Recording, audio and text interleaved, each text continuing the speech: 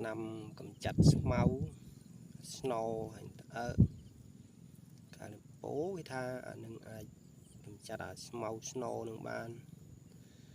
รับបងប្អូនមានឃើញស្រែខ្លះបាញ់ថ្នាំទៅអាចបាត់អា snow ហ្នឹងបងប្អូនប្រើថ្នាំមកអីជួយប្រាប់ផងទៅពីលិចអប្រហែលយប់លោកស្រកវិញហើយឃើញចុងរឹមវិញហើយបងប្អូនភ័យខ្លាចខូចអីទេនេះស្រកវិញលឿនណា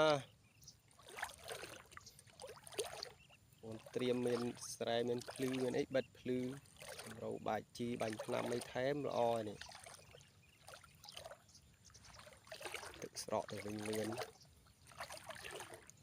នេះជាប្រហែលយប់2យប់មួយថ្ងៃនេះស្រកទៅវិញចង់អស់ហើយ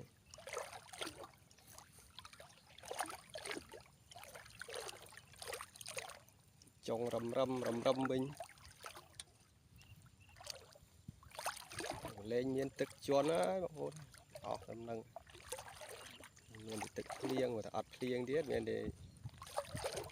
បូមដាក់ចម្ងាយទៅជាពីកន្លែងខ្ញុំឈរនេះទៅបលាយកើហ្នឹងប្រហែលជាគីឡូដី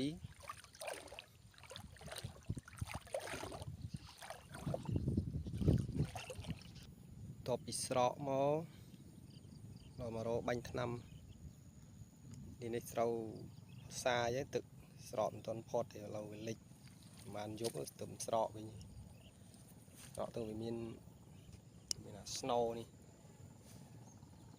បាញ់ថ្នាំ2ដងហើយនៅមិនបាត់ឥឡូវមកបាញ់ថែមទឹកស្រកហើយ snow មានតែអើក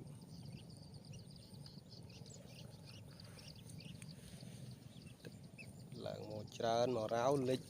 ឡូវស្រកទៅវិញនៅមានស្មៅសម្រាប់ស្មៅ snow នេះខ្ញុំបាញ់ថ្នាំម៉ាក់នេះខាងនេះពោគេឲ្យប្រើថ្នាំនឹងមើលសាកថ្នាំនឹងមើលវាអាចថាបាត់ស្មៅ snow នឹងអត់នេះស្រូវភាសាតបពីទឹកលិចមិនលិចទេស្រូវមិនលិច snow ណាសតទី snow ទឹកស្រកហើយបងប្អូនត្រៀមថ្នាំត្រៀមអីមកកំចាត់ snow ទៅស្រូវនឹងល្អថែមជីតិចទៅជួថ្នោតពីដើមឥឡូវបាត់ម្ដងសល់មួយទឹកឡើង2យប់ច្រើនឥឡូវស្រកវិញលិចទីស្រូវអត់លិច snow ហង snow ក្បេះ